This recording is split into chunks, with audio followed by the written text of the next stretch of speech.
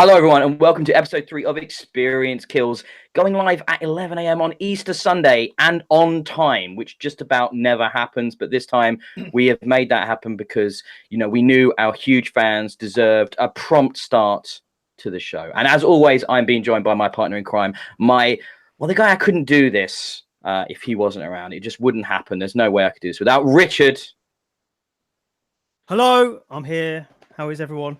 I know you can't answer me, but politeness. I'm good. I can answer you. I'm good. But most importantly, today is a momentous day. We are bringing in the third member of the team for the first time, actually, that Richard has ever spoken to and engaged with, this strange, odd fellow who's been with us a long time ago and he left and he's come back and now he's doing a lot of PC stuff for us. So welcome, the one and only Cameron.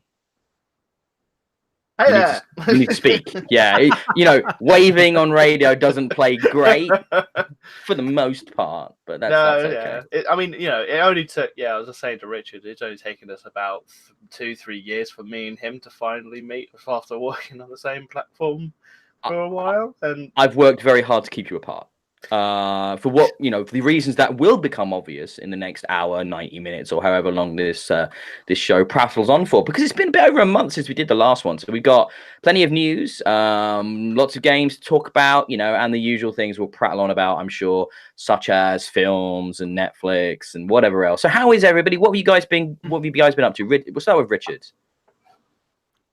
Driving my new car. Got a new car. Guys, washing my car and looking at it and touching it. Pretty good having a car. Just general automobile fanness.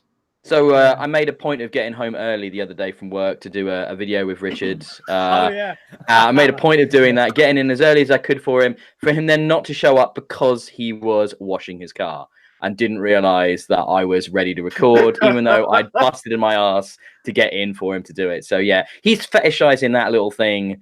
He's going to become one of those autoerotic guys, I'm pretty sure.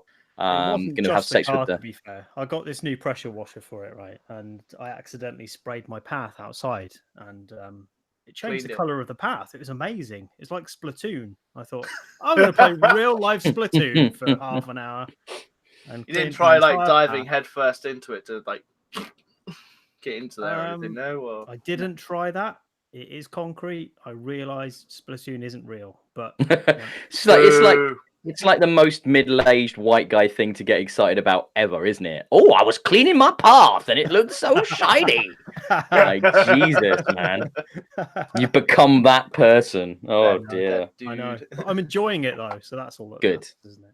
So the car's nice. What car is it? Come on, then. I've got a Seat Ibiza. It's very nice. You're going to get Go Faster stripes and a racing wing on the back? No, I was going to get like the racy version, but I went for the sensible old man version with features. So it's good. You should get a car, Ben. I would need to learn to drive first, but yes, I would like to do that. Yeah, I'm thinking I might do it this year. I really might. Yeah. Oh, cool. Yeah, good. Got a bit more extra income. Like yeah, might do that. How about you, Cameron? What have you been up to? Oh, just bought a new car, went driving, sat in the car, watched it. No, that's...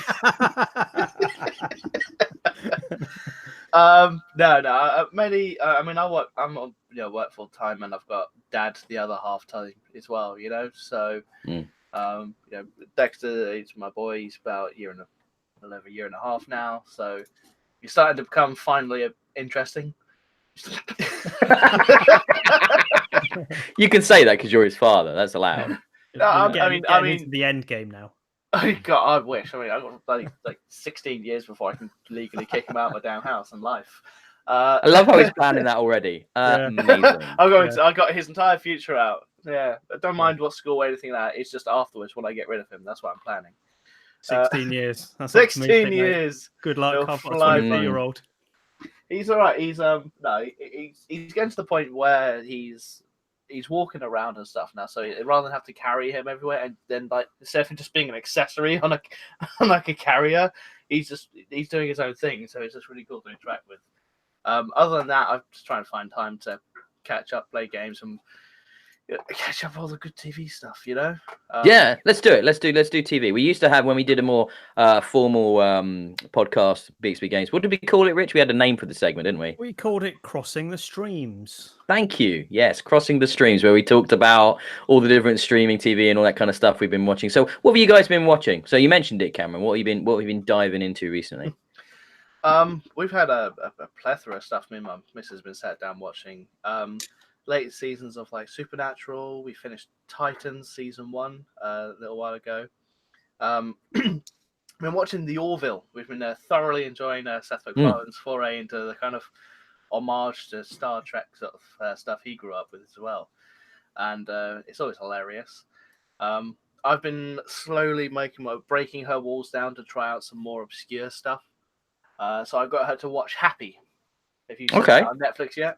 Yeah, based on the Grant Morrison comic. Yep. Exactly. And it's mental from start to finish. So therefore, it suits me perfectly. And there is season 2 coming out as well. And so pretty much anything comic book stuff that I'm trying to watch, that's the TV show I'm trying to. Yeah, well, there's more of it now than ever. Like, it's crazy how much stuff. I mean, that is the great. You know, you want to talk about the kind of the cliche complaint now from white guy in the West in his 30s. There's too many good things to watch and too many cool things to be doing. It actually becomes quite difficult. You have to pick and choose your battles, don't you? What are you going to engage with and stick with? What have you been sticking with recently, Rich? I know you're prolific in the viewing. If you're not playing Anthem, you're on Netflix. That's what I've noticed. That's actually sadly true. It's 100% true. Not playing Anthem. I've watched a bunch of stuff recently.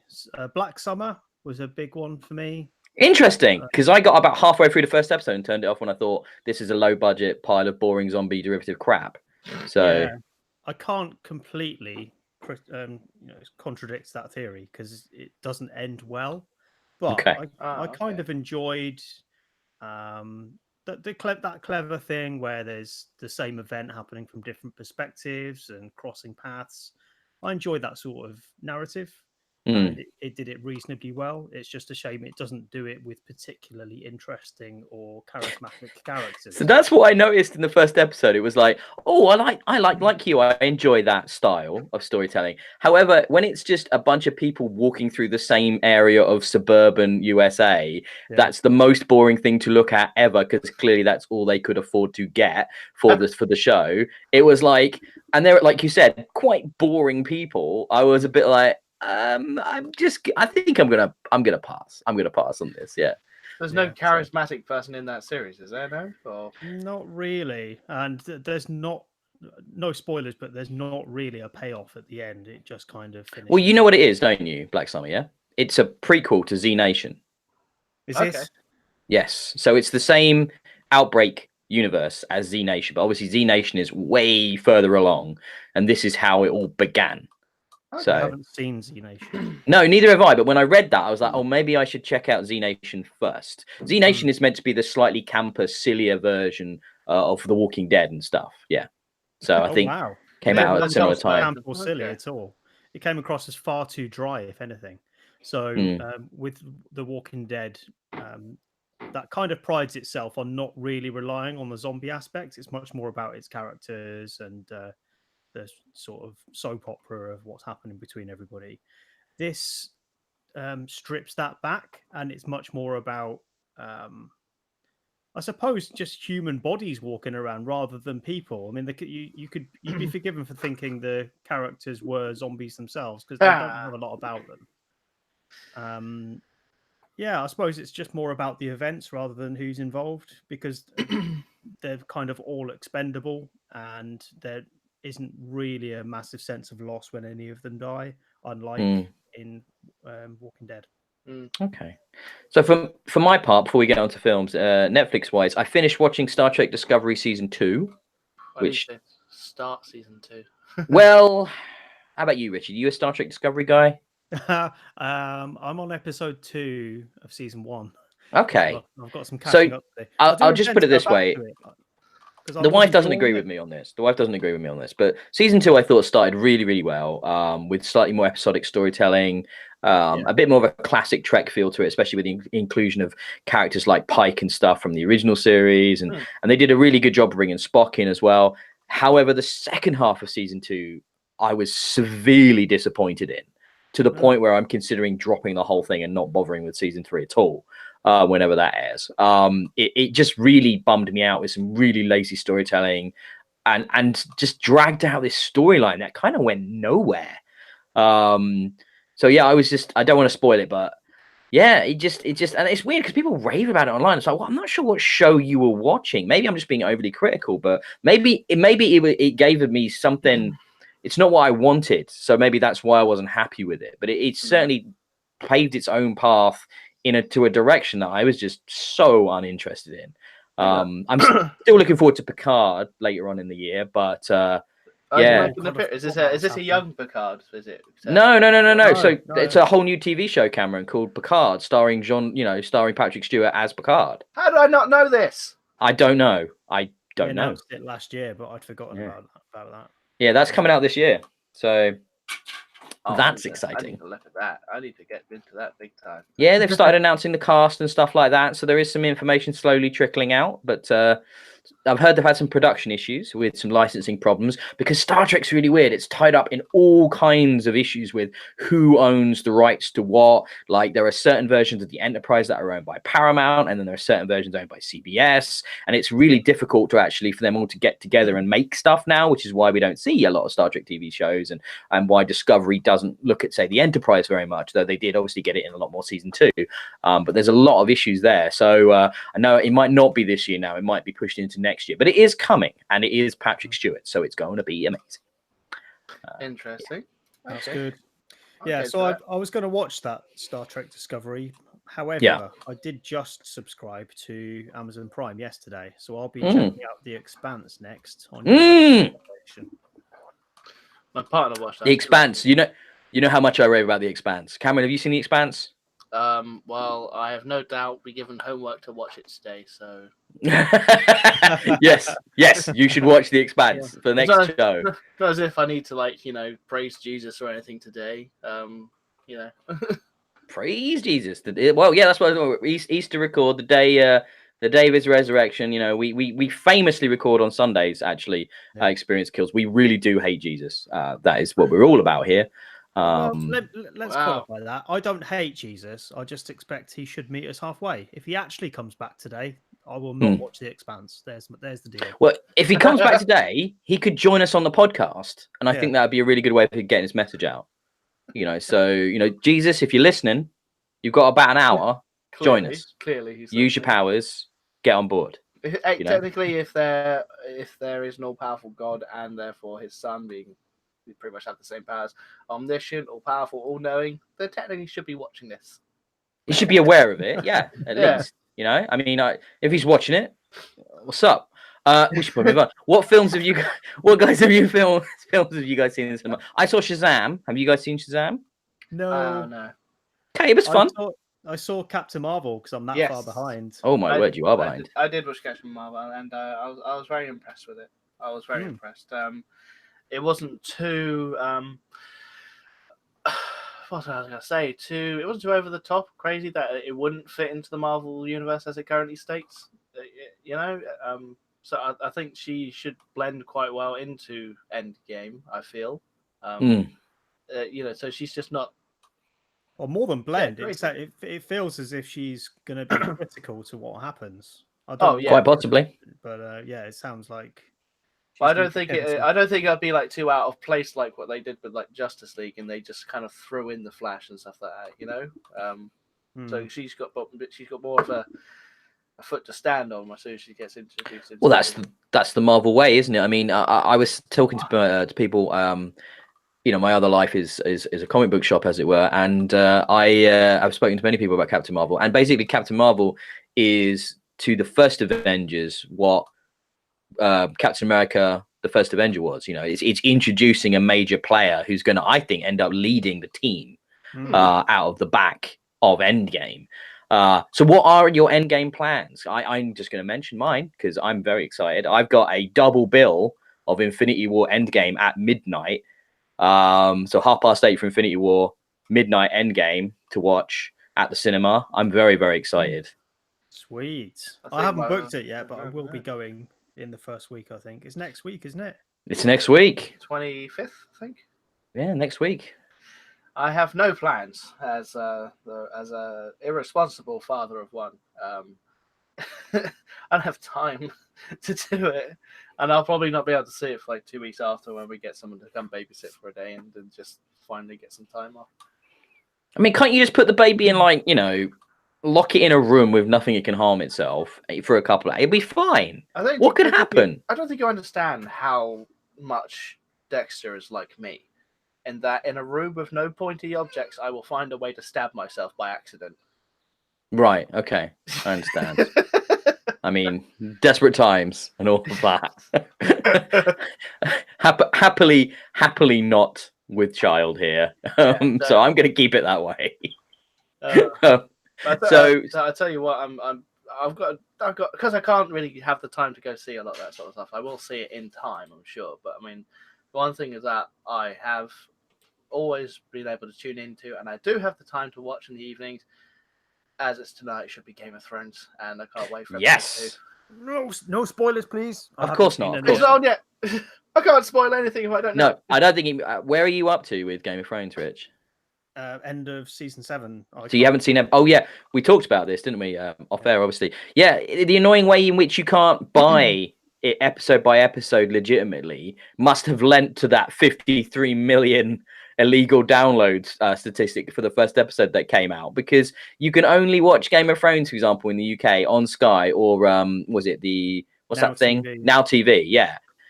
Which you should probably do, Rich. You should probably get Now TV just to watch Game of Thrones, shouldn't you? I mean, you can buy it on Amazon as well. I'm pretty sure it's not free yet. But episode by episode, though, can you do that? I think so. You can usually buy episodes of things like that. Yeah, you usually can, but I think this is different, Cameron. If it's mean because of the new series? Well, often when a series comes out, you'll be able to buy a season pass on Xbox or whatever streaming service you subscribe to, and you'll watch the episodes as they arrive. But with this, you can only watch them once they're all out. Okay. Which is annoying. Yeah, which is 53 million illegal downloads right there, isn't it? It's like this sort of thing should be easy for people to buy, because if it was, guess what? People would spend the money, wouldn't they? Oh yeah. So there's some really good stuff that's coming. I mean, you got season 8 of that starting up soon. You've got Lucifer actually coming to Netflix, which looks interesting. Well, I enjoyed the original getting series. Jesus, are they? We're getting Jesus in the next hour. Then the next hour, yeah, Jesus is coming on air. Stick around, guys. Yeah. Second coming of Christ live on Experience Kills within an hour. God, I should put that on Twitter. We get a lot of views.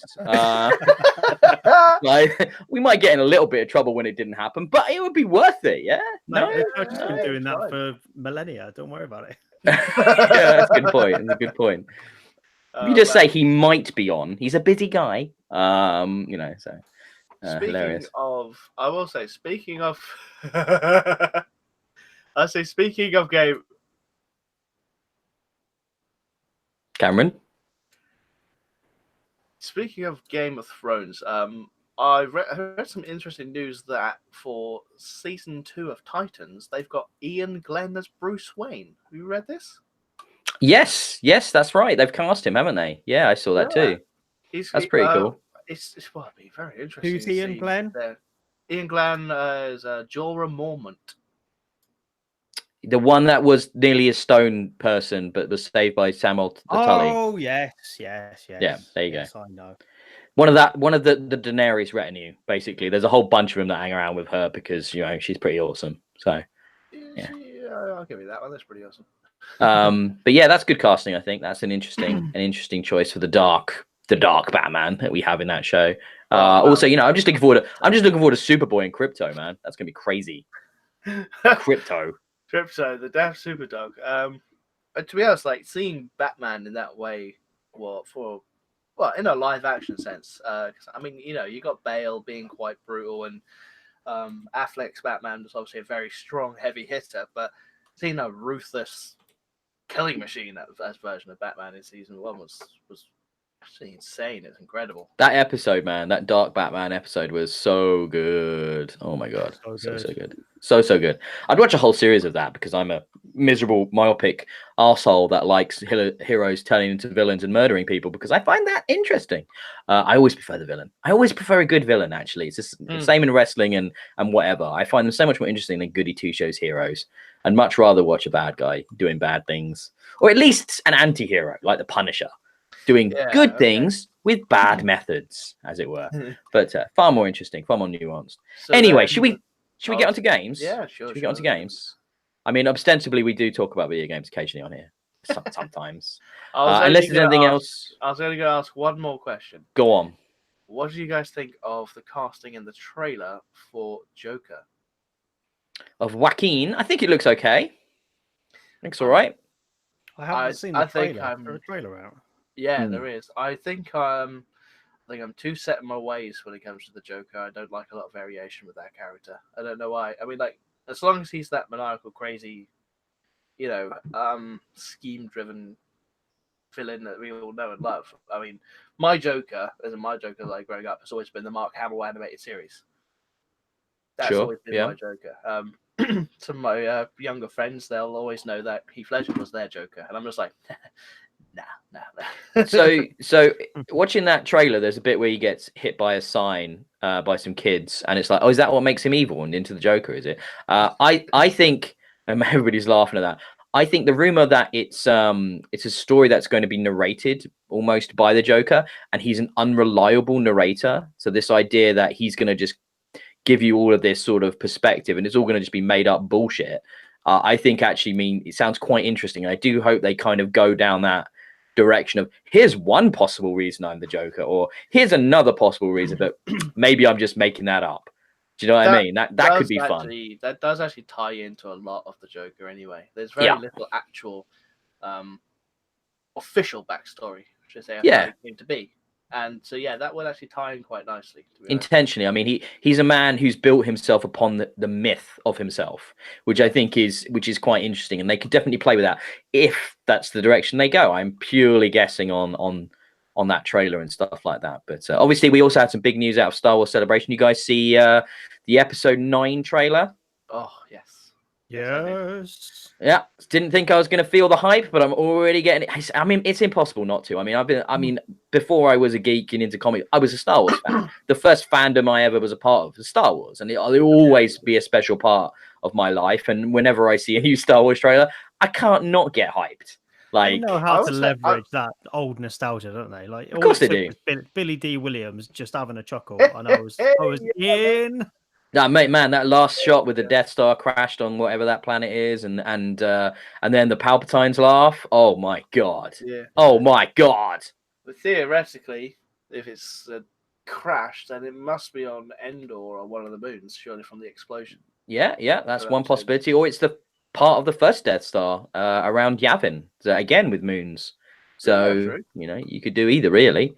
I suspect more likely it's Moon of Endor. But yeah, we'll find out. Oh my god, so excited! I also chucked out some of the leaked footage of The Mandalorian, which hasn't been officially released yet. That looks very, very good as well. End of the year live action Star Wars show focusing on a Mandalorian bounty hunter who isn't Boba Fett.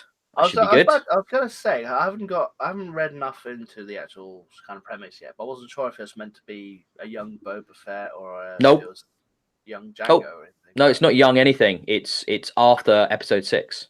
Oh, okay. Oh, yep. Okay. Yeah. Okay. So that's cool. That'd be it's all original characters. I just I've always told my friends that if they do a really good animated series that in the style and the graphic design of like the trailers and the cutscenes in the Old Republic game, the online game, and if you saw any of the actual like cutscene scenes, of course, it looks phenomenal. They do really good work with those animated features. One of the rumors that would be amazing. One of the rumors is that one of the new Star Wars trilogy that's going to come after Episode 9 in a few years will be set in the Old Republic era. So we might well be getting a whole series of films in that era. So that could be pretty cool too. Anyway, we really should talk about games. Now it's nearly half an hour in. Yeah, stop talking about Star Wars. Let's talk about games. Let's talk about games. Should we talk about what we've been playing before we get into the news, or do you guys want to do the news first?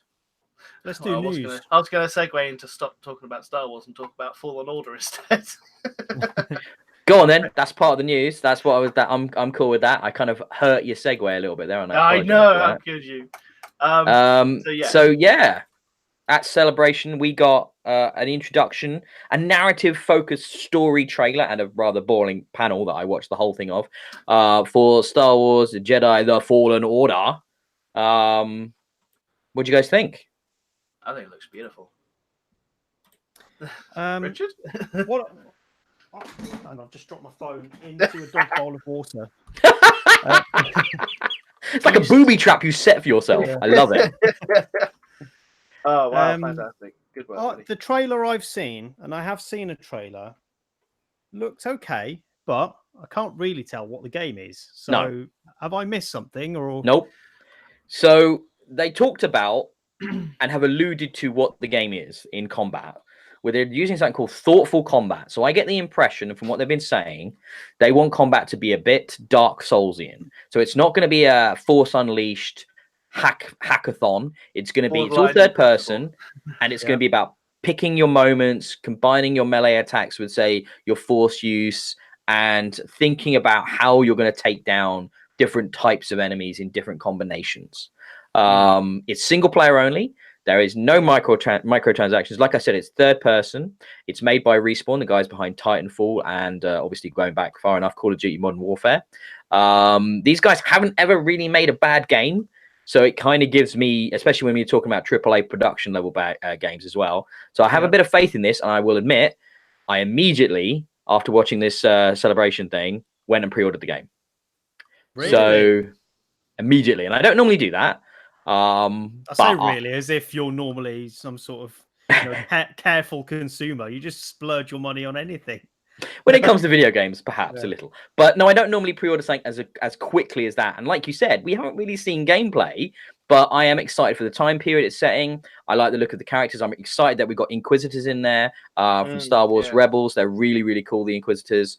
As like boss fight characters, I think that's going to be really interesting. And the idea of a Jedi Padawan who's just trying to survive, developing his powers without really the assistance of Jedi, without sort of Sith hanging about. So what is he going to become?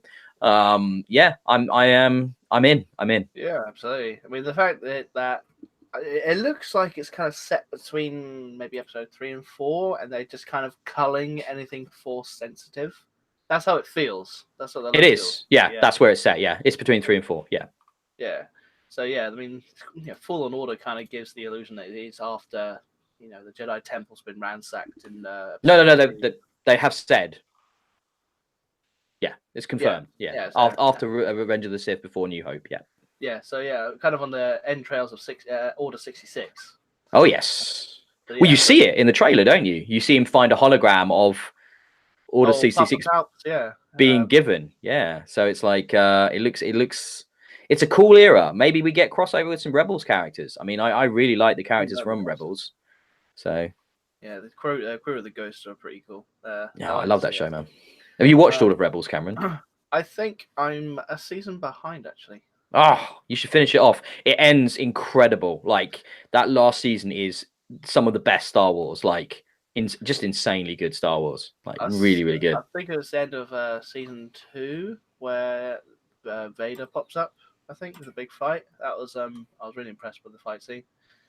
And going into season 3, I'm pretty sure I started episode 1 or 2. But so much to watch, so little time. Yeah, it's worth doing. Richard, have you ever watched any Star Wars Rebels? No, I haven't. I've heard good things. You'd like it? I think probably from you, but no, I've never watched it. Where can I stream that? Can I stream it anywhere? It will all be, I'm assuming, on Disney's streaming service, which will launch at the end of this year, hopefully in the UK as well as America, but we don't know yet. So Disney Plus. Disney Plus. I can't remember. I think it's Plus. Something like that. But can't wait for that. Subscribe to that. Stick it on. stick the kid in Yeah, front of every the Disney telly, movie, take every it. Pixar movie, every Star Wars movie, every Marvel movie, loads of original new stuff. You know, we got the Loki show, we've got Hawkeye doing a show, we've got Scarlet Witch and Visions show. It's just incredible. Mandalorian. It's like, oh my god, so much stuff, so Crazy. much stuff. I like it. Yeah, I'm looking forward to it. Let's go back a bit further in time though, because it's something I wanted us to talk about because it's a big deal and it kind of connects with a few more of the more recent news stories. But yeah, we're going back a little way here, but I want us to chat about Google and their announcement of Stadia, which is their streaming only platform, which is their entry into kind of the video game space in an aggressive way.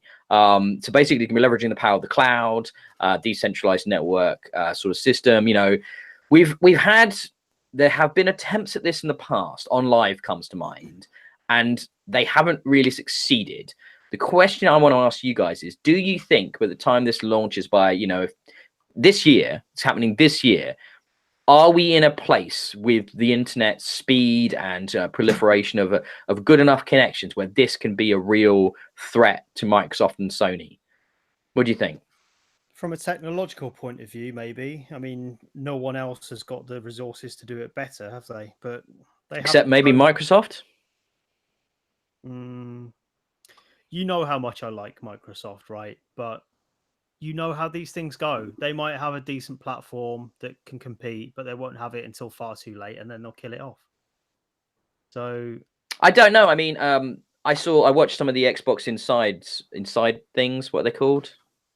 Those things that they do. They stream where they like, hey, let's big ourselves up, and it's just an Xbox thing. They're doing roughly once a month, and not the last one, but the one before. They actually showed xCloud being used on the program. Obviously, they made it. They prove, it's not with full capacity. It's using a closer data center than maybe would be the norm, etc. But they saw, somebody with their phone bolted to the top of an Xbox controller with a little holder, playing Forza Horizon 4 on it, streaming it, completely, over the network. And I had to say, it looked quite impressive. I mean, and this was done in the studio live, as it were, not canned, not a trailer.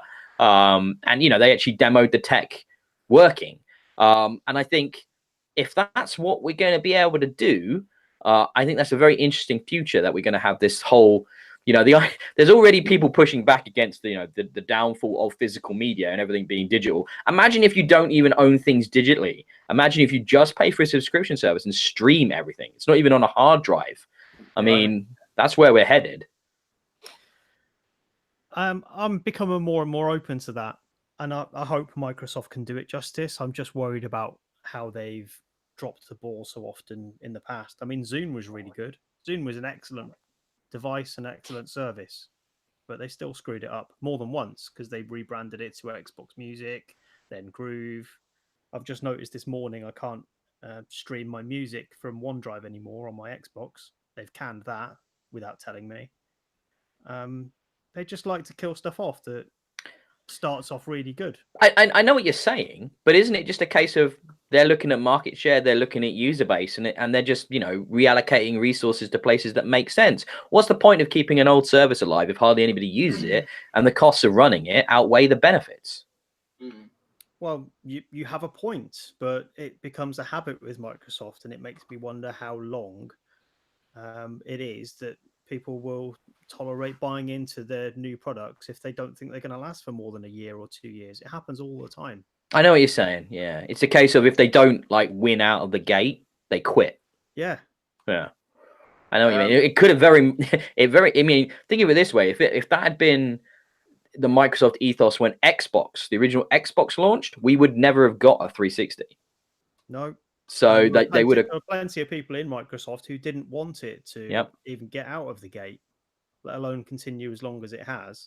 So we're lucky that the Xbox is still a thing, especially after the Xbox One debacle, because that could have quite easily killed any interest they've got in the games market, with a president that is much more interested in services rather than platforms. So back to Google a bit. I am more interested in xCloud than Google, for the simple reason is that xCloud is an additive extra service to the way in which Xbox does business. The console, the discs, the digital purchases, whereas Google is only going to be streaming. And I'd be more keen to use xCloud in conjunction with my digital library, in conjunction with my Xbox Live Ultimate subscription that I now have, than say compared to, you know, Stadia, which is going to be however much an extra a month for just a streaming service. There's going to be all sorts of games that just won't be possible on Stadia, you know. So if it's a fighting game or a Twitch FPS, you can't play those games via streaming. However good it is, there's going to be some sort of lag. It depends. I mean, which one's Project X Cloud? Is that sort of like the whole like streaming from your device onto your phone? Was that it, or was it? No, I mean, it's streaming from your library to any device, isn't it? It could be a phone. It could be a. Oh, okay. So it's basically Stadia. Microsoft announced it before Stadia, so it's kind of like it's a very similar concept to Stadia or Stadia, however you want to pronounce it. That complementary service rather than the service. So additive complementary. Similar to sort of like the PlayStation 4 remote play, sort of similar. No, because it's not streaming from your hardware; it's streaming from the cloud. Right. Okay. Yeah. Oh wow, that's actually pretty impressive. Yeah. I think as far as internet speeds go, at least anyway, I think it might have a little trouble gaining traction. I mean, I've got like, not to boast or anything like that, but I've got one of the highest speed packages with Virgin Media, up to like 350 meg download speed sort of thing. But not to boast, humble brag or anything. But what I mean is like Partridge line. I mean, it's so English. It's such an English thing to do. I love it. It's not that like, you know, but the thing is, like, I don't always get those speeds. Like my PC's on the other side of my house, and I can't download, the 5 gig game in like 20 minutes. You know, it takes me 2 hours, 3 hours sort of thing. I don't know whether or not because it's limitations on devices. The PlayStation I get was maybe about 80 downloads meg sort of thing, average I think of it. So just to talk about that, both the PlayStation and the Xbox kind of put in artificial download caps. So you won't ever get your max capacity download if you're in that kind of ballpark area, which I'm fucking not. I can tell you that much, Cameron. With my 40 meg down, I'm definitely not in your area of speeds. So I'm not one of those people complaining online of, I can't get my max 300 meg download speed on my Xbox. Boo bloody who. I mean, Steam will give you that because it doesn't cap it because it's just a bit of software running on the computer. But yeah, the consoles do sort of caps to those downloads. And just to manage their network usage. And then there's some internet providers which are I'm gonna preface it saying that I work for Vodafone, so I know what they're working on, and they're working on up to like giga speeds is what they're calling it. So it's up to 900 megabyte download and upload speeds. Wow. Yeah, they're testing it in some cities, I think like Milton Keynes and stuff. So I doubt we'll get it in rural Guildford around here, but it's not going to be for like what it looks like. It's going to be for a really expensive price, for about the same sort of price you get the highest speed package of Virgin, about £45 sort of thing. But even still, with like 100 meg upload and download, so it's like proper crystal clear. Whether or not that sort of service is going to be, I'm going to say a massive drain on the internet, or if the playing it from the cloud with the Google services, or if it'll stay sufficient enough, it'll stay, I mean, so stability and latency are big deals. I think the one thing we're not talking about, which is much more common in other countries, we obviously have our own internet problems with censorship and ridiculous bullshit in this country, but what they have in America and Australia, for example, is a lot of their packages are capped. So they don't have as much of the unlimited internet usage options as we do in the UK. So a lot of them are like terabyte caps and stuff like that. And that's going to be surely one of the biggest problems for a streaming only service. That, you're going to suddenly, if you're streaming all of that data, the inputs, the visual fidelity, the sound and everything, that's going to start eating in, and you've already got Netflix and you've already got Amazon, Prime, you've already got all these other services, that you're using every month. I just wonder how viable something like that will be in that environment. I can't wait to test it. And Cameron, I know you're a big PC gamer yourself, but you have a high-end rig. For me, with a medium sort of rig, the idea that I could play, and they've said this, it will be available in 4K and stuff like that, streaming. that I could play, the brand new AAA releases streaming at a lower cost monthly subscription, directly to any of my internet enabled devices in my house. So my 50-inch 4K TV or my 20-odd inch, 4K monitor or whatever. That is appealing if it works on my 40 meg download Wi-Fi connected internet in my old house with slightly dodgy walls. So it's all kind of like, there's so many caveats. They're going to obviously have to offer a free trial because you're going to want to test it before you buy it, aren't you? So yeah, totally. But yeah, that does connect up a little bit, and we'll just segue from here to the story of Xbox has announced and will soon be releasing a digital only console. And it's hilarious. And actually, their advert for it was also funny. Have you guys seen the discless edition advert for the Xbox console? I've not seen the advert. I've seen the device itself. So there's there are a bunch of marketing people and tech guys, and they're like, right, we want to do a disc. Oh, how are we going to do this? How are we going to do it? We spent hours thinking about how we were going to do this. Oh, just couldn't work out how it was going to work. And then one woman comes up and she's like, I've got it. And she puts her laptop down on the computer, and there's a picture of the Xbox One S there, and she just hits delete, and the drive disappears. It's like, oh my god, she did it. She knew how to do it. And it's like, that's it. And put it back. The disk drive's there, and then delete. It's gone. And that's even they know at Microsoft that the alteration to the console is minimal. That all they've done is take out the drive and charge you 50 quid less for it. I mean, does that sound appealing? They're obviously, it's all about choice, consumer choice. They've got Game Pass now, which is this huge thing for them with the digital thing. The Ultimate subscription's on its way very shortly for everybody, where it's going to, for 15 quid a month in the UK, you can get Xbox Live and a Game Pass subscription bundled together. And that, in many ways, they've done the thing they wanted to do at the start of the generation, which is make it, push digital only to the forefront of everyone's minds. I'll be curious to see if we get sales data for this discless Xbox, how well it actually does. Does it appeal to either of you? No, I mean, I've got 2 Xbox Ones already. If I didn't have a second Xbox One, I'd consider getting one of these, but I think they've missed an open goal with it, really. I mean, the space saving of not having a drive in there, you would think, especially given the length of time between the Xbox One S coming out and today, there would be some miniaturization possible to make this not like a mini NES or something that size, but something that was much more compact, like a TV set-top box, something like that. Yeah. Then it would be appealing to me. But it's basically the same case, right? Oh, it is the same case. That's the joke. They've literally just removed the disk drive. Yeah, if anything, it looks a little weird and unbalanced. It's just a big white monolith now with no drive in it. So it looks a bit strange. Takes a bit of getting used to when you're looking at it. But so not to you, Cameron. I mean, you don't own an Xbox. Is this where you go, I'm going to go and get an Xbox? I'm ashamed not to have one. I'm so sorry. That's okay. Does this appeal to you as something you'd want to buy now without the drive? I mean, possibly. I think if it was cheap enough, and then I could just, not have to worry about buying games for it and stuff like that as well. Then fair enough, But I've got a fair few games in the library that I have had.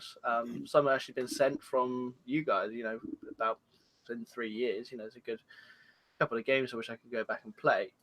I'll probably use it more again for kind of like the live arcade and stuff again. If back at when I played that a lot, and like for streaming stuff as well. But I don't think I'll go out. I necessarily went out when I had both devices. I went out and bought more for the Xbox. I've been more of a Sony PlayStation man growing up. So, 50 quid less, is that enough of a reduction to tempt people? It sounds good on paper, right? But in reality, is it going to be 50 quid cheaper? Because you get really good deals on the Xbox One S. What they've said is they will, if they reduce the disc price of the disc one, they will always keep the discless one 50 quid less. If it's a Microsoft sale thing. They obviously can't control what retailers do with their hardware sales, their pricing. Well, this is it. But you know what retailers do, and that's increase the value of package deals by boxing in disc games. Discs, yeah. Which they cannot do with the discless version. So the price that you get there is pretty much it. So discless also comes with in the box a copy of Sea of Thieves. Well, actually, I should say pre-installed Sea of Thieves, pre-installed Forza Horizon 3, not 4, which is a choice, and another game that I've actually just forgotten. There were 3 games though. What's the other game? Gears of War. Gears of War. All right, sounds about right. So you know, you got 3. You're talking about you got bundle games, Rich. You know. Yeah, they're in there. They're to own, are they? They're not just downloaded as part. No, I believe that is to own. Yeah. Well, that's pretty good. I mean, I'm not going to knock it. It's a good product. I'm just from where I'm sitting, the only thing that would make me want one is if it was a smaller device, and yeah, maybe I'm not the person it's aimed at though, right? I mean, I've got 2 Xboxes, so. Well, I was when I heard this rumor of this coming, I was thinking, oh, I could, you know, switch up the S for this and stuff. I was considering it, but yeah, it hasn't made enough changes, like you said, to really make me want to move to it. I don't see the point. And in conjunction with this, then I'll tie this in quickly, and I've alluded to this. This is the same announcement sort of suite. Xbox Game Pass Ultimate got announced, and it just a clarification of the price. It's $14.99 USD. It's $10.99 in the UK. Which is your game. Sorry, per month. Per month, yeah. Which is important to mention. Yeah, absolutely. Which includes Xbox Live and Game Pass subscription bundled together. And if you're quick, I'm not sure if it's still available, but Xbox Live insiders can test this out right now, and it's coming later this year without a definite date on that yet. But you can see what they're doing. They're moving the ecosystem bit by bit. xCloud, a diskless Xbox, a subscription that combines the Game Pass with the Xbox Live. They're moving the mind share towards a digital future. They don't want you relying on discs anymore. That's how they've wanted to do it for a lot longer, but they're actually finally, I think, going to maybe be able to succeed with that. This is the smarter way of doing it, is giving people the choice. I think that's what really riled people when they launched the Xbox One back in the day. It was just, right, this is what you get in, deal with it. If you want a console that doesn't require the internet, we sell the Xbox 360. And it was just insulting the way they put it across last time. But yeah, with a choice, no beef there. I do wonder what their hardware strategy is going to be with the next gen consoles, because we already know we'll have a good feeling for the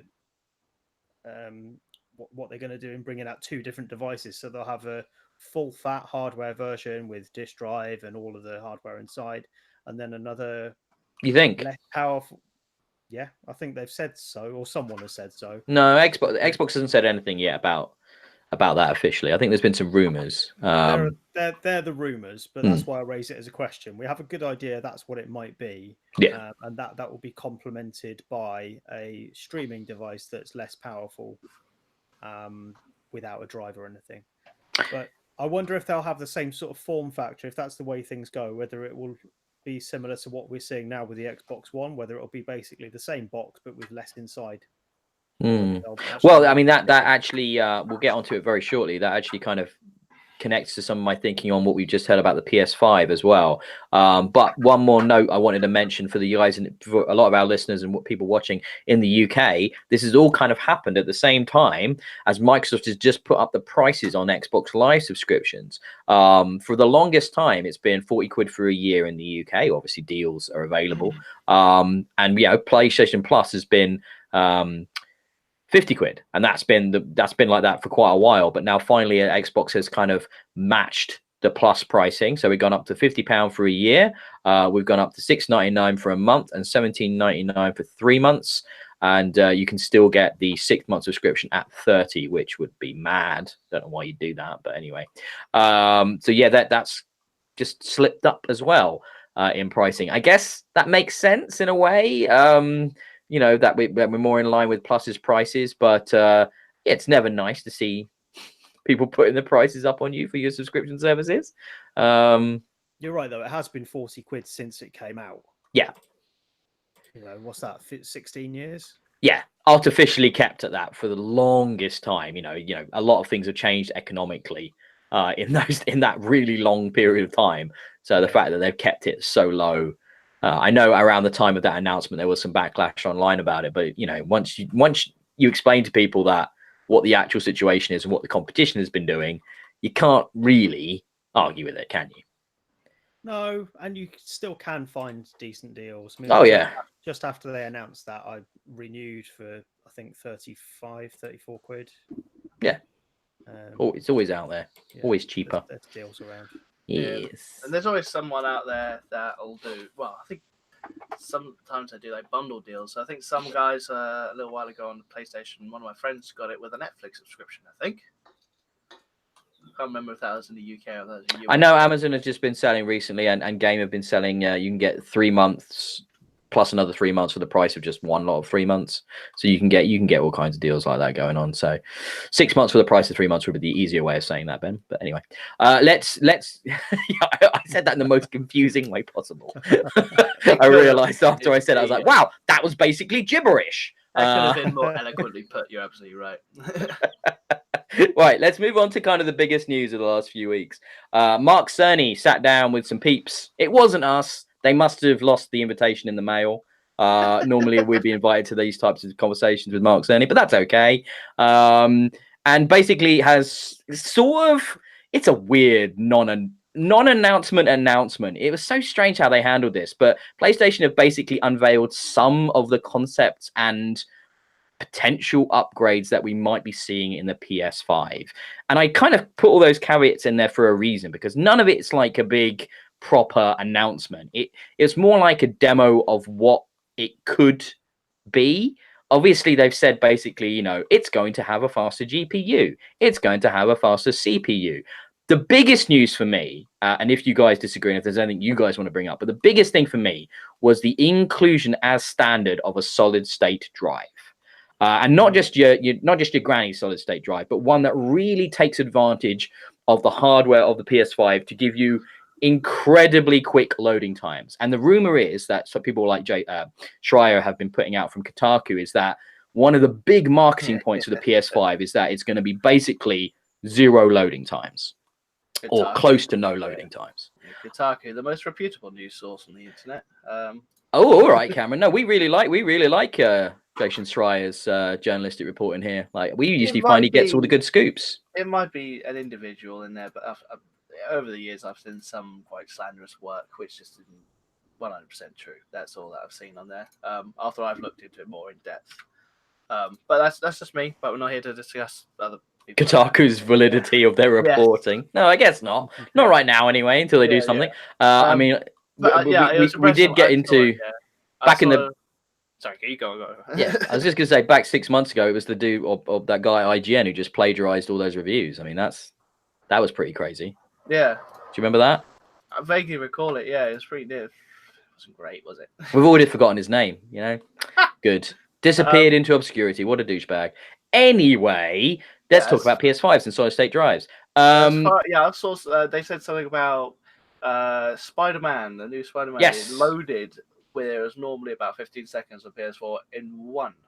Yeah, 0.8 seconds is the quoted speed of the load, which is incredible, actually, if you think about that. That is insanely quick. I mean, one of the big criticisms of the current generation of consoles has been the long load times, especially when compared to a high-end PC with a solid-state drive. Those same games can load incredibly quickly, whereas on these consoles, we're seeing, quite protracted long load times, especially in things like open-world games. The big fear here is the price. I mean, what do you guys, Richard, what have you taken away from these weird and non-announcement, and what do you think of all this? Exactly that. It's either going to be very expensive, which wouldn't be outside of the scope of possibility. We know what Sony have done in the past. They've bragged about how expensive they are in the past. The likelihood for me is that you'll get some sort of middle ground where it won't be too expensive, but the amount of memory that you get on a base device is just not going to be enough for gamers like us who install hundreds and hundreds of games.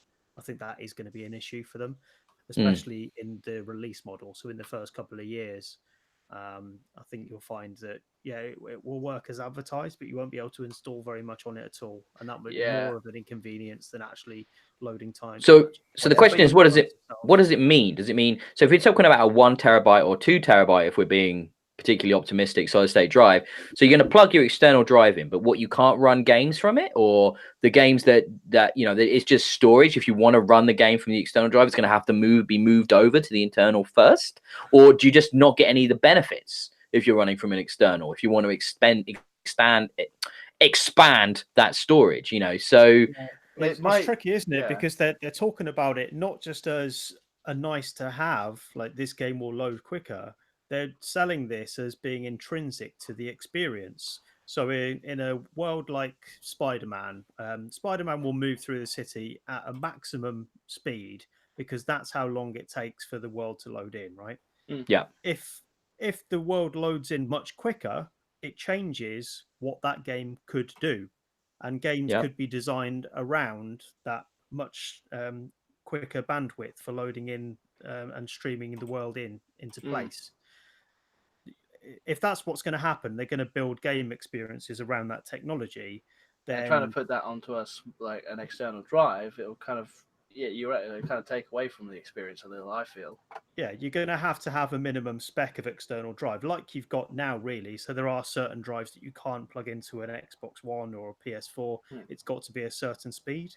So yeah, maybe that's the way they'll do it. They'll give you a smaller drive installed, but say, well, if you want it to be any bigger, you're going to have to install. I think that the limiting problem is USB.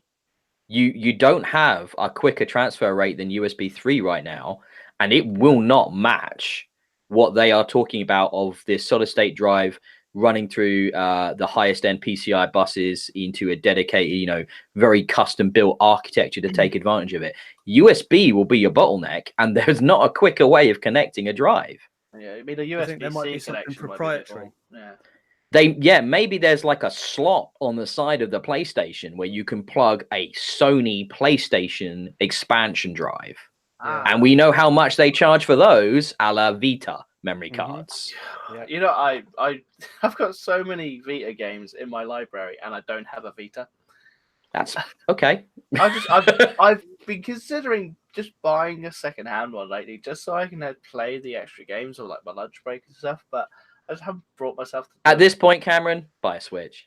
I know, that's exactly what I was thinking. I was like, or I can just save up and get a Switch instead. Just get a Switch. Yeah, seriously. I mean, other things that Sony explained to Wired was ray tracing is going to be a big focus of this console. And also he kind of stressed the benefits that has to audio as well as to graphics, which I hadn't really ever thought about ray tracing in that way. But, you know, Mark Cerny is a very, very smart guy.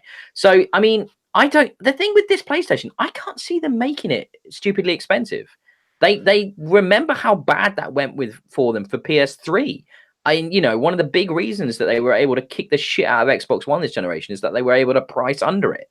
I can't work out how they're going to do that. Especially with the next thing they're going to do is going to be a discless console, which probably isn't going to be as expensive. Then, you know, the price difference is. I just don't think Sony will do a discless console either. Like the way they position themselves as, you know, gaming for everyone. You know, we let you trade in, ha ha ha. You know, at the start of this generation, I can't see them walking that back. And they're not talking about digital in the same way Xbox is at all. So go on, Richard. What were you going to say?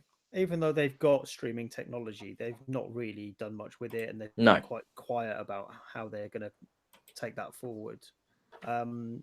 You said you don't think that they're going to position themselves at the top end of the market and outprice, you know, come out with some really expensive price. They did that with PS3. Yeah. They didn't do it because they thought expensive stuff is a good marketing strategy. They did it because they thought they could get away with it based on their market position at the time.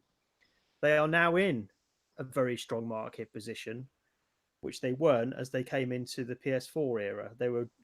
They'd sort of overtaken Xbox 360, but it was not a foregone conclusion that they were going to be market leaders in the way that they are. I wouldn't bet on them not going back into their old ways. The arrogance of it, you mean? Yeah, just having the Yeah. arrogance to think they can get away with whatever. That's always been my problem with Sony.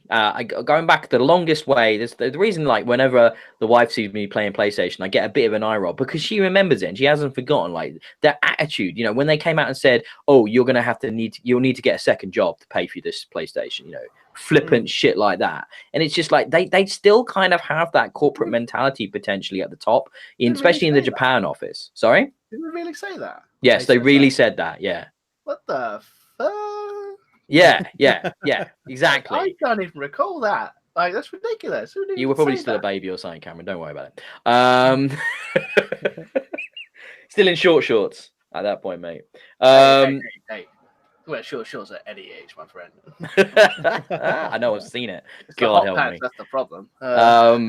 So yeah, I maybe you're right, Rich. Maybe they can just be like, well, we can do what we want now. We're gonna make this high end system. I mean, maybe they're also looking at how well the Pro is sold, how well the X is sold. People are willing to pay. That's testing the water there, isn't it? Yeah, willing to pay for the premium experience. So do we think that we're going to get 2 flavors of each console? Rich, what do you think? Crazy idea. PlayStation, no, I don't think so. Xbox, yeah. I mean, we've heard the rumors that one will be more based on streaming. That sounds realistic to me, but I don't think you'll see more than one version of the PlayStation 5. It sounds quite conservative, what they've said. I mean, they've talked about PSVR compatibility, and it's just going to rely on the old one. One of the first things they've mentioned is that it's going to run PlayStation 4 software. It doesn't sound particularly adventurous yet. My question is, like, when it comes to the backwards compatibility of the PS4, does that mean that PS4 games that you may have, like, on an external drive will actually have a little kind of little boost? You know, like I think what the word. So will they do what they've done on Xbox to enhance titles? Yeah, kind of. Yeah. I don't think Sony gives a shit about their back catalog in the same way Xbox does. Their attitude has always been like, oh, well, if you want to play it, own the old hardware. I think back compat is coming in this generation for a couple of reasons. That the system architecture is now in a place where it's easy to do it, and they don't have to do a lot of work to make it work. And secondly, because they've seen how popular it's been on Xbox. And I think that's your only reason. I think they'll do the bare minimum to put that on the box and say it works with back compat.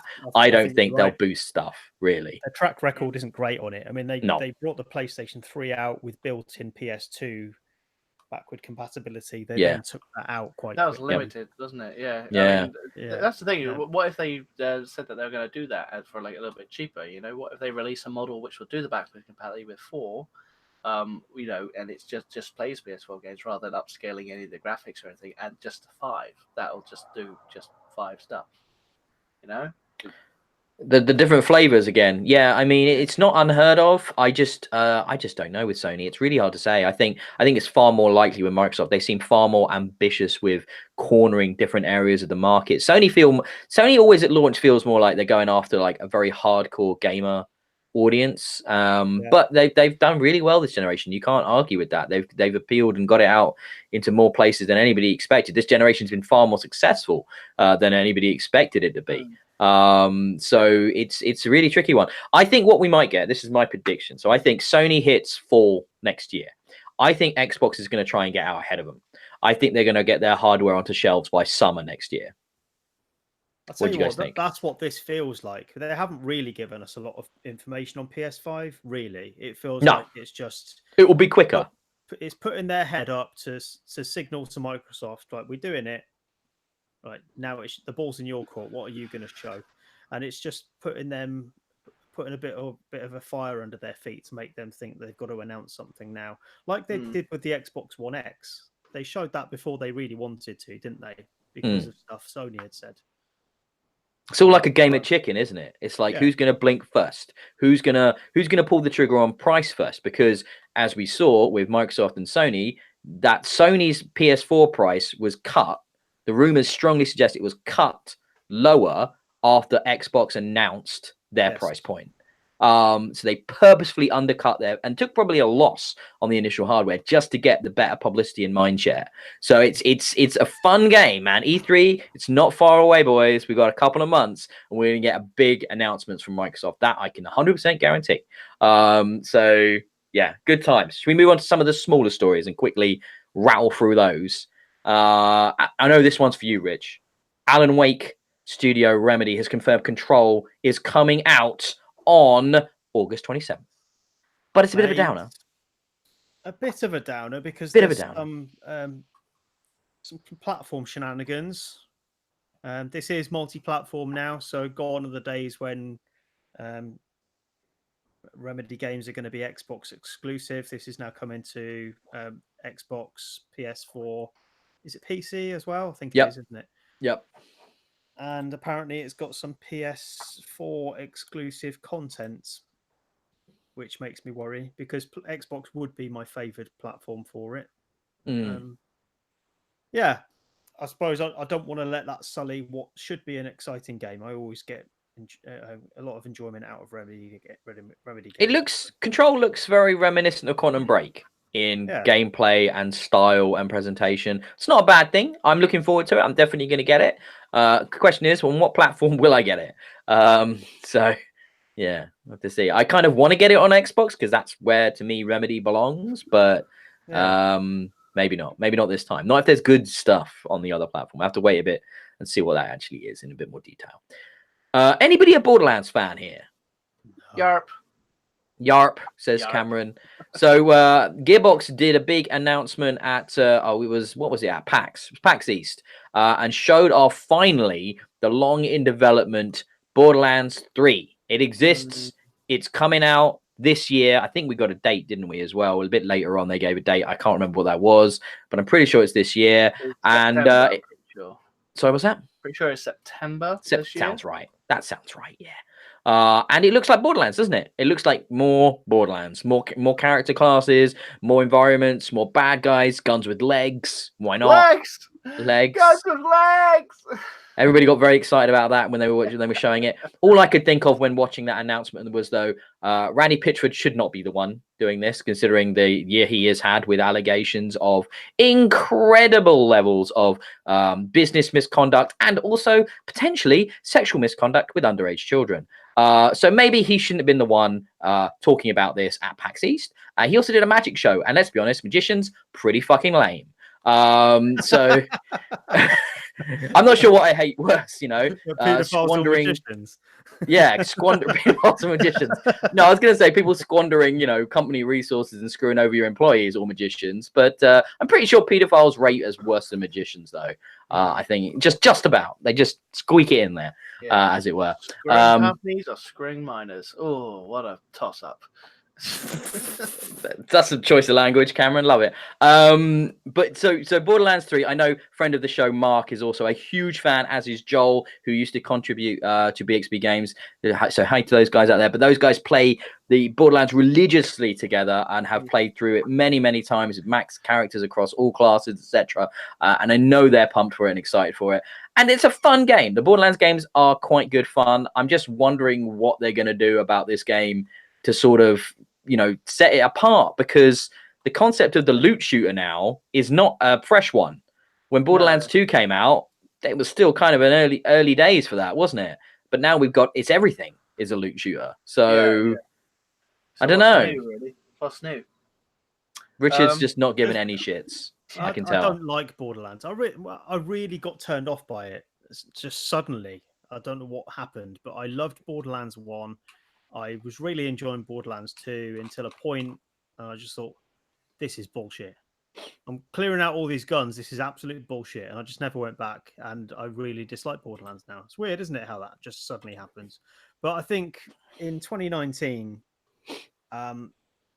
they're bragging about this having billions of guns now, and that is just the ultimate turn off for me. More guns. I don't want it. I just don't want to inventory manage even longer than I did before, because that's what killed it, I think, for me. Having billions or bazillions or whatever they've quoted this year is, but it's a real possibility as well, isn't it? The amount of gun types that they have, but like a single 0.1 of damage variation causes it to, it all adds up to quite you're absolutely right. Too many, almost too many. Well, I mean, they're not designed. They're not crafted. They're randomly generated. Yeah, like a dice roll, isn't it? So it's kind of like it's a fun selling point, I guess, to a degree, but at the same time, yeah, what really sets them apart? It needs some sort of system management, and games have done this better since Borderlands came out. There are some really smart systems with inventory management. Apex Legends is a really good contemporary example where the stuff you pick up, it tells you whether you should or not. It tells you if you've already got it and don't worry about it. That sort of thing is brilliant. And if Borderlands 3 has got similar systems where it doesn't just shower you with shit, frankly, and just leave you to sort it out. Well, it does tell you obviously whether or not it's stronger or not. But it gives you the old like a plus arrow. or minus arrow. Yeah, the arrow. Sorry, arrow telling you whether or not it's better or worse. I mean, it's sort of a point of whether or not it's better or worse of what you're currently holding, though, isn't it? I mean, what Apex Legends does, it tells you when you've got something that you could pick up, it tells you how it compares to the equivalent thing in your inventory, rather than just the weapon you're using at the time. Oh, right, you're right. You say it just tells you that you've got better armor on, sort of thing, doesn't it? Yeah. Oh, right. I see what you mean. It tells you in context of that item, rather than this shotgun is more powerful than the minigun that you are currently holding. Yeah. Well, yeah. Okay. Yeah. Obviously, you'll have a slower fire rate. Obviously, yeah. My hope is that, I mean, the problem is you go back and play Borderlands 2 now, it feels like what it is, which is an old game. It feels dated. It feels like a game from the previous generation. The gunplay isn't as tight. The visuals, I'm not sure shell shading is the way to go now. And I've always liked that style of art. It's just something different compared to a muddy brown color of a lot of different games, or a grey. Yeah, I mean, muddy brown and grey was the palette of shooters way back when, Cameron. I think we've moved on. Like, I think you look at Division 2, it's absolutely stunning. You look at Anthem, stunning. Destiny 2, stunning. Gears of War 4, stunning. Variety of art and color and stuff like that. Now they really have stepped up the game now. And I just like the graphical style. Even the Gears of War game doesn't have to be brown. No, it doesn't. No, absolutely. I mean, and Borderlands 2 at the time, like you said, that's absolutely fair. At the time, it stood out. It stood out because it was different, because it was vibrant. But my concern is from that trailer is that they are just catering to their fans and the nostalgia of loving Borderlands 2. And my worry is that they're not doing enough to innovate.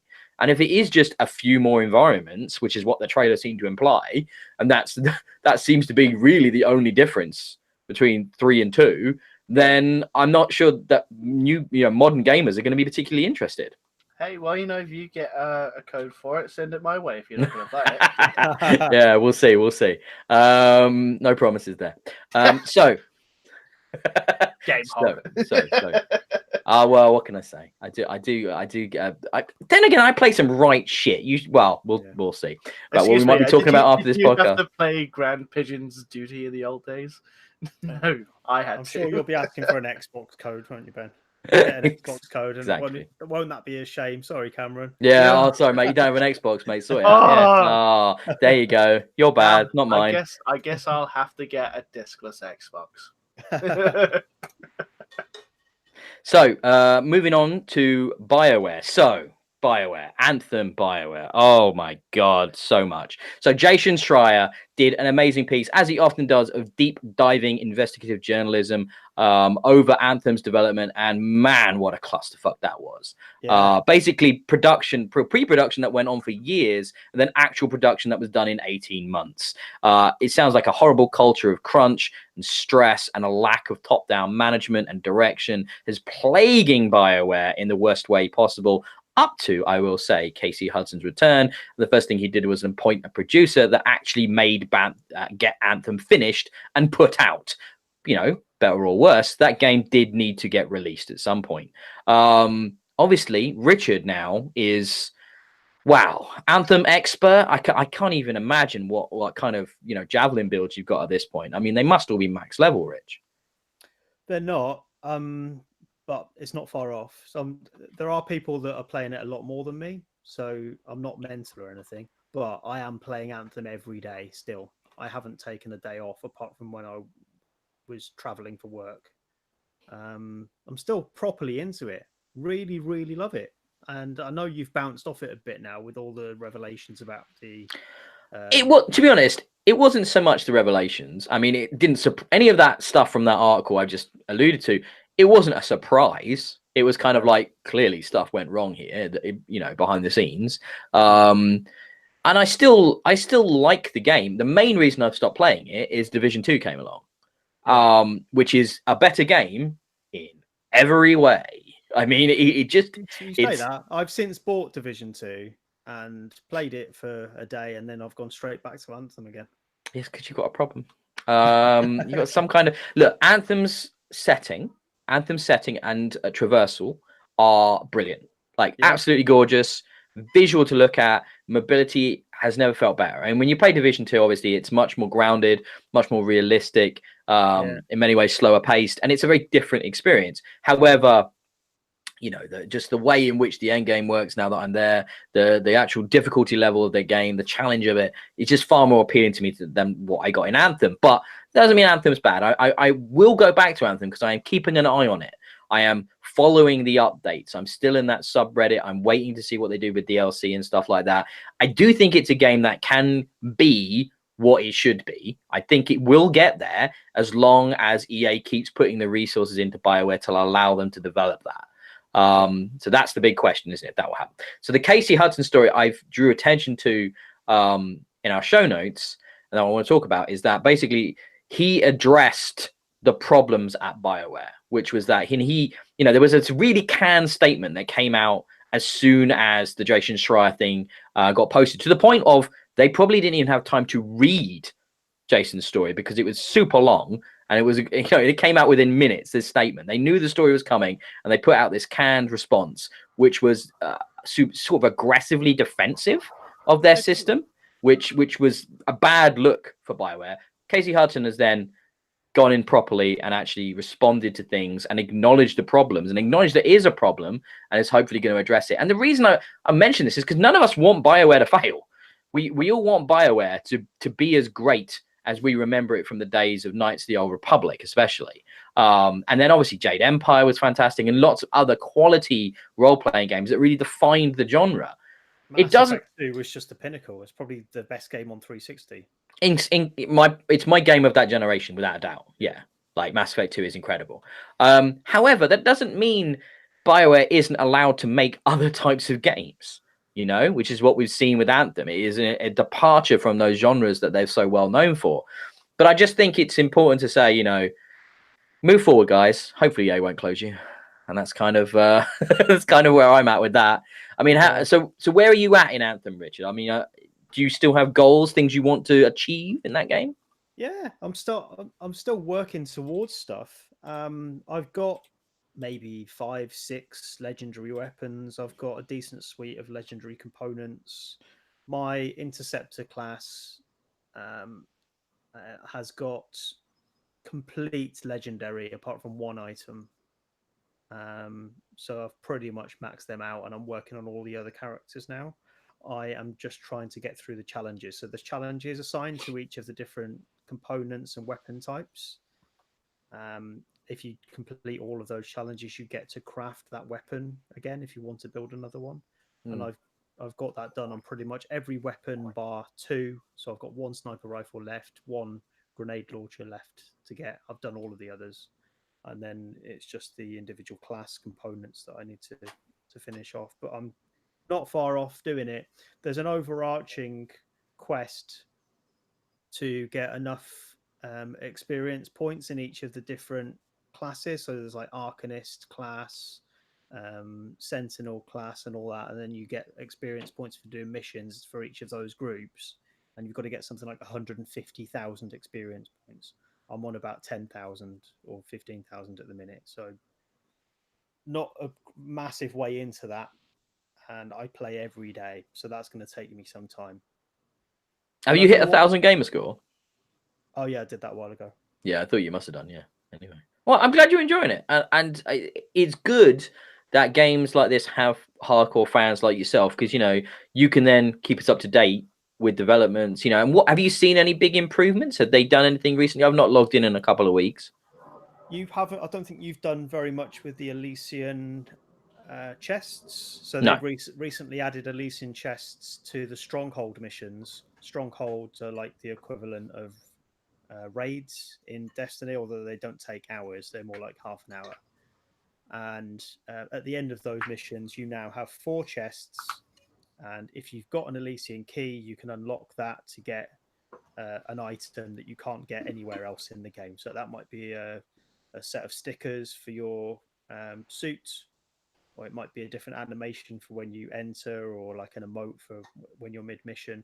Bunch of stuff like that you can only get from these chests. So I'm working through those at the minute. I've opened about 80 out of the 160 chests that are available, with another 20 days or so, or maybe a bit less than that, 20 days before they all disappear. So yeah, it's good to be working through time sensitive content, and it feels like you've got something that is collectible and desirable.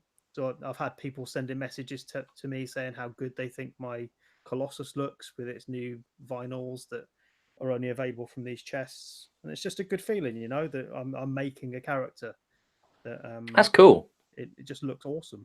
I really should get. I that sounds fun. I should get and join you for some of that grinding. That does sound good in the end game. Yeah, you could help me level up. Yeah, because I'm way behind you now, and then for a while there at the beginning, I was ahead of you. I don't know if you remember. You were just saying. Yeah.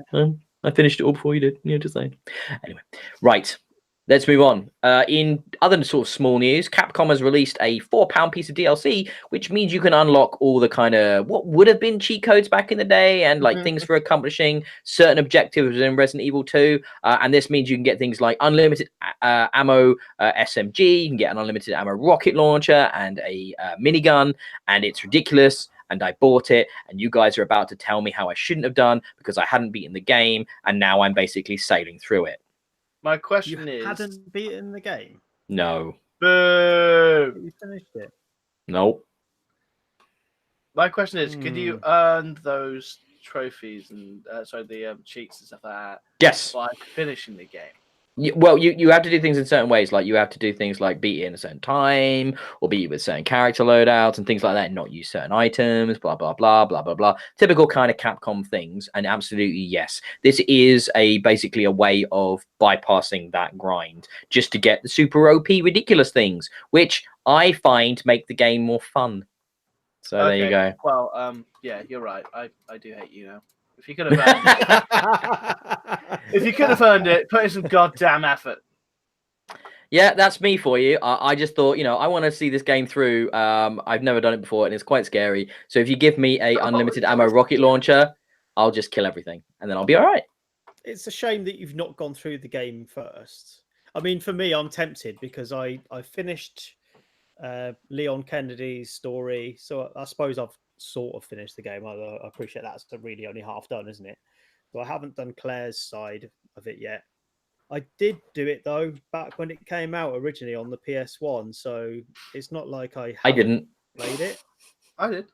I had it on PS1 as well, and I think like I remember unlocking the block of tofu. Yeah, you can play as a square white block, and like to do it, you had to like finish the characters, all 3 of them, under like 3 hours, and then a second time, I think.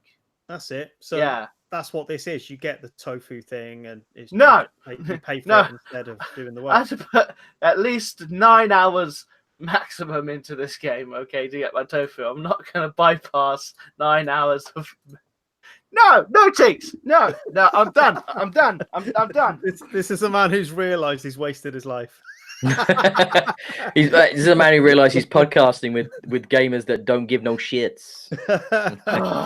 I just like, you know, it's kind of like I drifted from that game, right? So I got about 3/4 of the way through Leon's campaign, I believe, and I drifted off from it, and I was like, if this helps me get back to the game and like push through it and actually see, you know, to the end, then, you know, it's probably worth doing.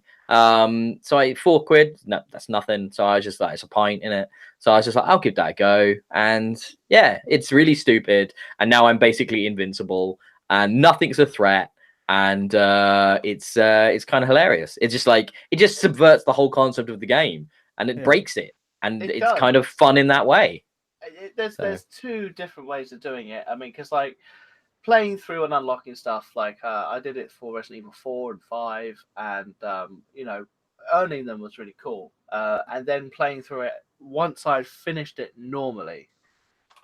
Okay, so once I finished it normally, I was happy to go through it and literally rocket launch everything in the face. Didn't care if I was in a cave with a 2-meter diameter and I was always going to get knocked back from the explosion. I'll be firing it. But when you haven't completed it yet and you still get the option of doing the cheese, I think what it is you see, you're talking about the experience when you finish different gamer mindsets, right? So I was always that kid growing up, putting the no clip cheat codes in, putting God mode on, breaking the game. I always enjoyed that sort of element of gaming. I've never been the Dark Souls gamer, you know, fun coming from accomplishment, fun coming from beating something that's difficult. That's bullshit, mate. If I can break something, if I can break it and like just walk through it without trying, like I'm the guy that's playing I'm the guy shooting into the loot cave in Destiny. I'm the guy, I'm the kind of character the kind of player that will stay in the easy area of the game, max level my character before I play the rest of the game so I can walk through it without having any difficulty. That's just what I'm like. Nah, just get good, son. Get good. Nah, just break it. Just break it. Why spend all that like throwing yourself against the like a wall until you finally break through it when you know I can just come out that wall with a rocket launcher from moment one. Like where's the fun? Just break it. Richard's just gone quiet. He's lost all respect for me as a human being. Yeah. I understand. I'll email you my resignation. It's well, you're cheating yourself, Ben. It's only you that loses out, mate. From those moments of achievement. You never felt that. You never done something that you thought you would never be able to do in a game, and then finally, done it. Yes. Yeah, sometimes. Like finishing Meat Boy or something without cheating. You think, oh yeah, because Ben would finish Meat Boy. I won a game of Tetris Battle Royale on Switch, 99. Did you? Yeah, mate, that's good. Yeah, that's really good. So you know, it depends on the game, I think, maybe, and how much time I have to. What it comes down to for me now, guys, is time to play the game. And it can be tricky to find the time to spend. But let me use that as a segue. Talk about a game that I can't put down, and I absolutely love it, and that's Assassin's Creed Odyssey. So talking about a game that you know they're releasing content for that isn't just throwaway like so much DLC is now, but adds proper deep new worlds with narratives and characters. And so Assassin's Creed Odyssey have already done one suite of DLC, which was Legacy of the First Blade, which was all dealing with the first ever assassin Darius, and like there's loads of cool story stuff in there. And they're just about to bring out the Fate of Atlantis, which looks almost like an entirely new Assassin's Creed game. The locations are all kind of set in the first episode of this is called the Fields of Elysium. So that should give you an idea that basically you're going to the home of the gods, you know, which are going to tie in the sort of Greek pantheon of gods to the Isu pantheon, which is the kind of Assassin's Creed progenitor race, and connects all that together. And the environments look incredible, floating sort of giant islands of rock and these huge like completely fantastical elements. And I've spent now like just so much time playing Assassin's Creed Odyssey. I absolutely love this game. It is the best open world game I have played possibly ever. I think it is beautiful to look at on the X. It plays fantastic. It's a great power fantasy. It's got really good characters and exploration. And at the moment, right now, you can take advantage of the Easter sale on Xbox, I believe, probably on PlayStation as well. You can get the deluxe edition of the game that comes with this fantastic season pass for like 30 something quid, and it's definitely worth doing, especially as the season pass actually includes the remaster of Assassin's Creed 3 and Liberation as well, which both go for about as a pack together for like 30 quid by themselves. It's incredible value, and there's so much game to be had here. If you're in the mood for an open world game, honestly, take advantage of this sale. You would not be disappointed. It is an incredible Assassin's Creed, possibly my favorite. And I mean, it is a huge departure from Assassin's Creed. You don't really play as an assassin anymore. You play as this almost demigod character in Greece, and you just go around just killing fools in the most fun ways. I just love it. I'm constantly changing different builds and respecing my character to experiment with different ways of fighting people. It's fantastic. And it's huge. God damn, the open world is big. And the first piece of DLC, Legacy of the First Blade, used existing environments. So this new DLC is going to be all entirely new environments. Fate of Atlantis, and I can't wait. I can't wait. It comes out this week, coming up.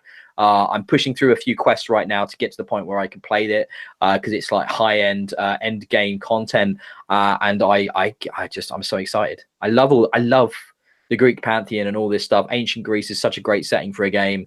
I can't recommend it enough. Like, I really can't. It does look really cool. I'm still on Origins though. I still haven't finished Origins. I think it's better than Origins. Like, I really do. I prefer the setting. Ancient Greece talks to me more than Ancient Egypt. I just find it more interesting, but it's so good, guys. You should both play it for real. For real. So nothing else to say because neither of you guys have played the game. I can't. Fair enough. That's nothing for me to say. I haven't finished. What was it? Origins yet. It's just such a big game. I haven't finished that yet. You don't need to. Pre-story. I just got kind of a little. So what I don't want to use. I don't want to quite say disillusioned, but up to Odyssey, I'd loved all the Assassin's Creed games, but it was when he started, having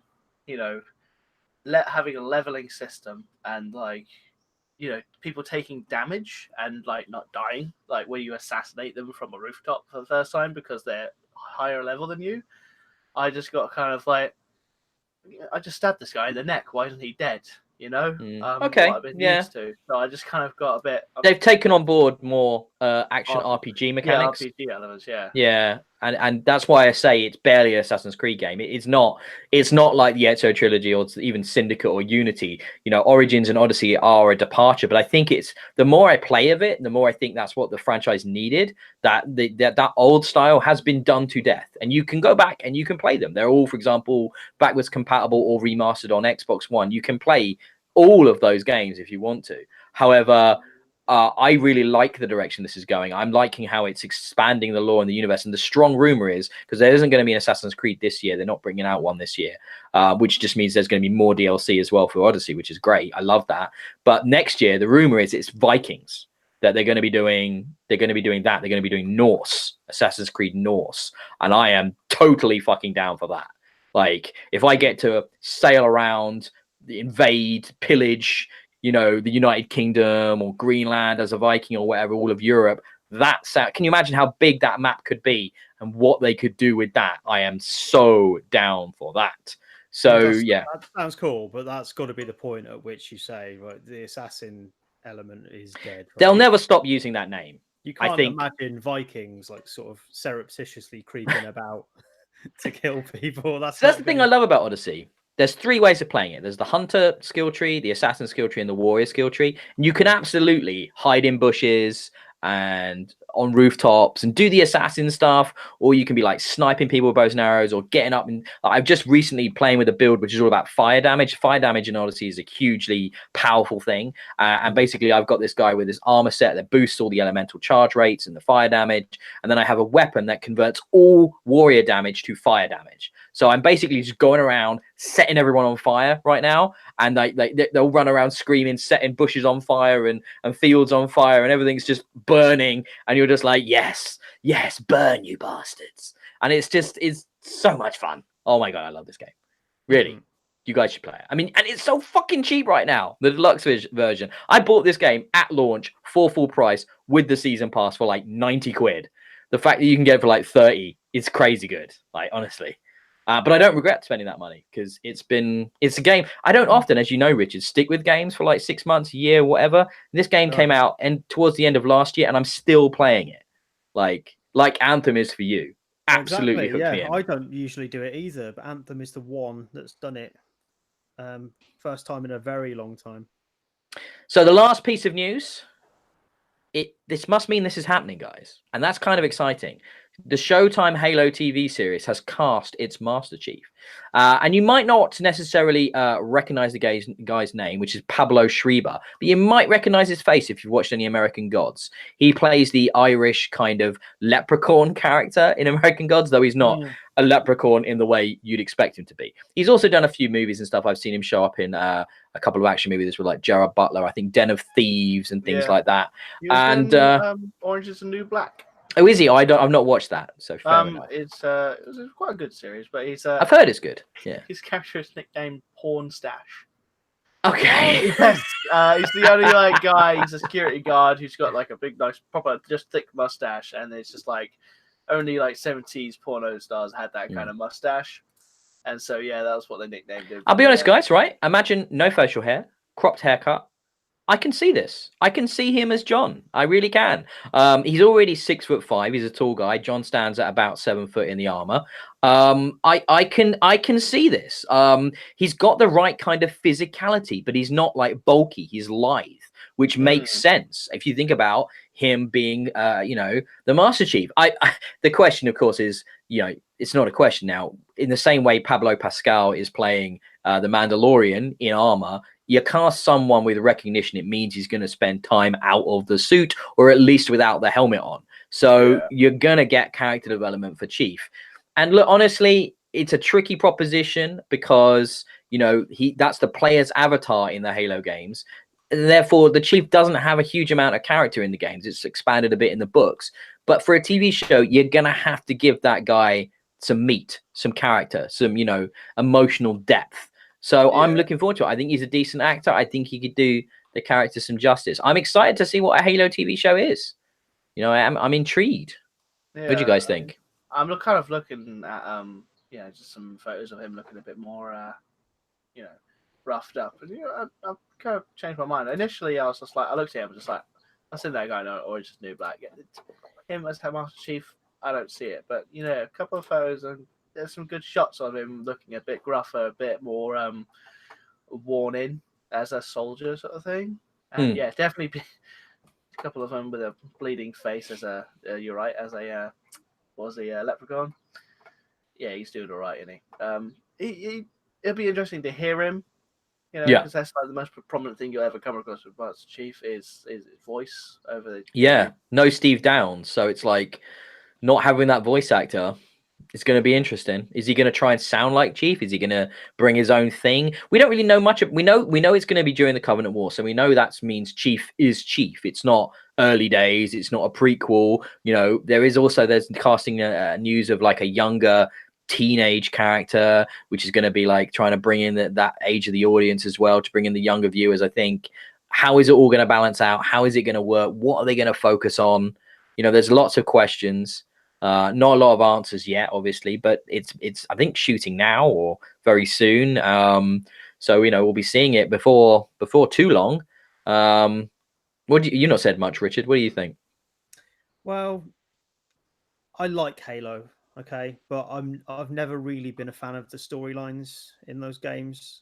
So my problem with this is going to be how they turn it into something that I want to watch, rather than whether the actor will do it justice. There isn't a lot there to do justice to for me.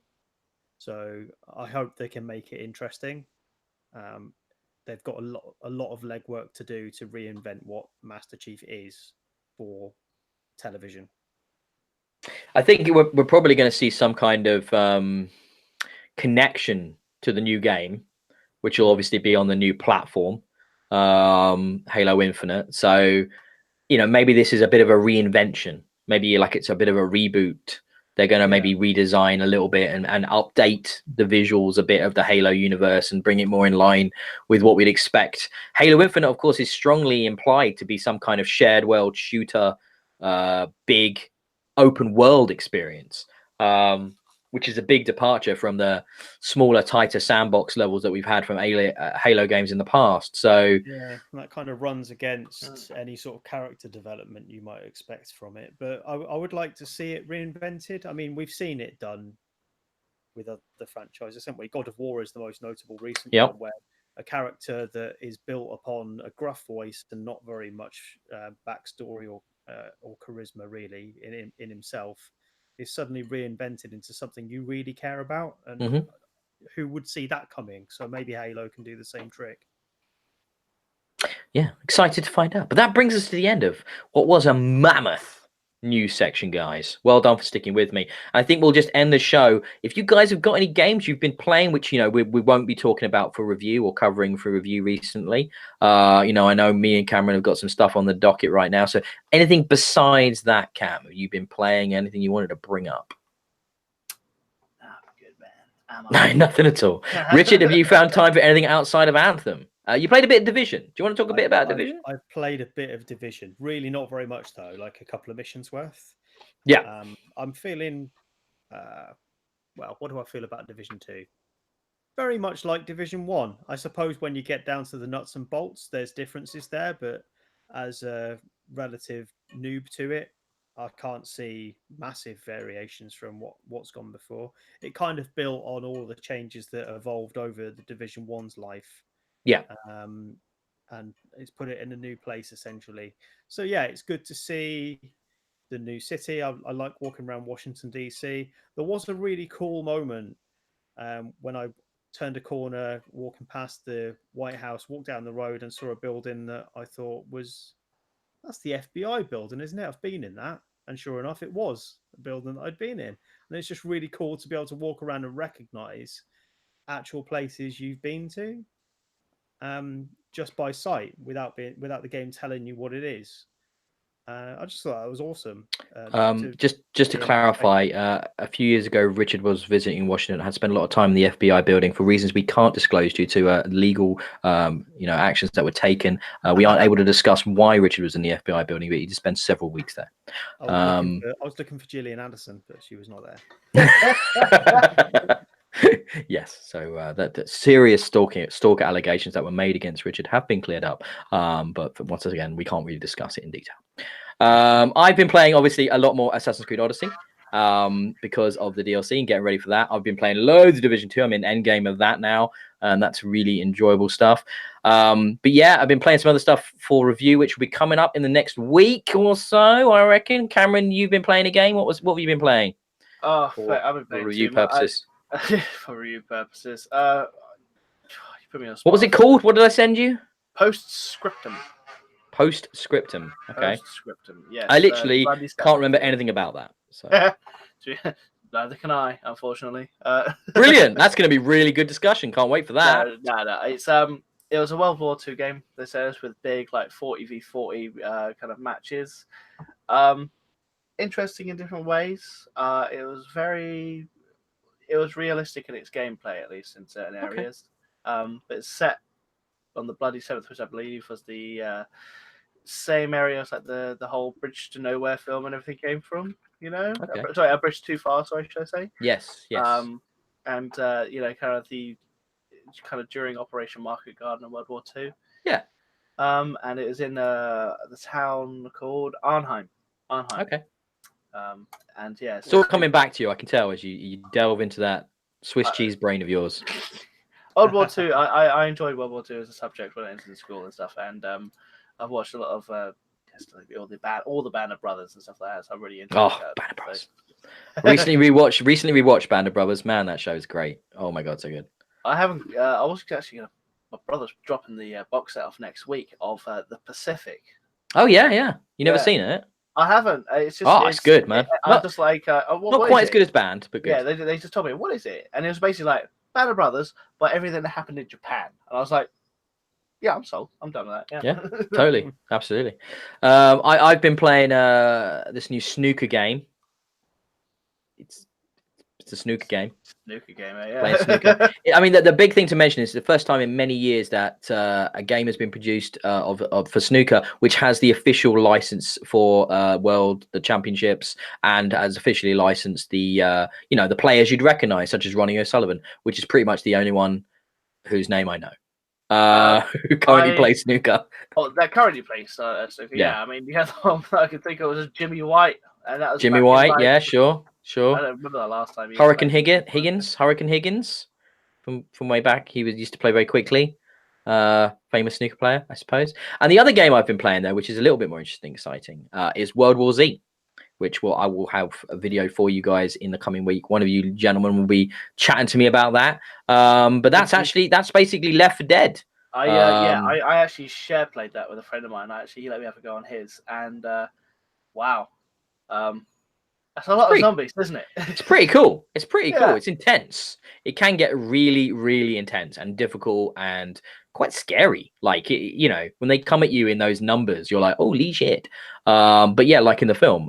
But yeah, I like World War Z, the film. I mean, I love the book, but the film's good fun, and the game does a good job of kind of straddling the two. But we'll get into that in depth shortly. But I think that brings us to the end, guys, of Experience Kills episode 3. How was that for your first time, Cameron?